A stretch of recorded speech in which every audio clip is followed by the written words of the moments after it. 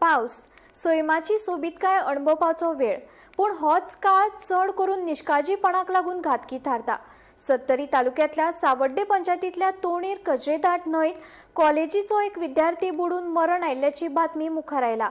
ह्या घडणुकेक लागून धोक्याच्या पर्यटन थळांचेर सुरक्षेचो प्रश्न परतून मुखार आयला।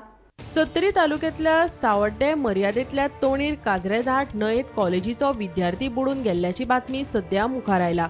या नदी तोणीर लोकांक बुडून मरण आयिल्ले। प्राथमीक म्हायती प्रमाण सुमार 25 विद्यार्थ्यांचो पंगड पावसाळी ट्रेकिंगे खातीर हांगा आयिल्लो। त्या वेळार एक विद्यार्थी न्हंयत भितर सरलो, पूण उदकाची खोलाय आनी खर प्रवाहाची म्हायती नाशिल्ल्यान तो उदकांत व्हांवून गेलो, अशी म्हायती मेळ्ळा।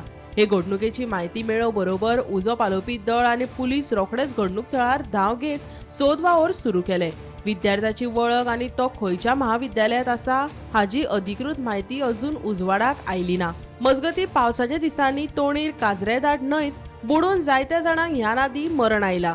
उदकाची पातळी वाडिल्ल्यान आनी नेटान प्रवाहाक लागून ही सुवात सामकी धोक्याची आसा हे परत परत उजवाडाक आयला। मजगती ह्या घडणुकेचेर आळाबंद हाडपाक सरकारान खर पावलां उबारपाक जाय।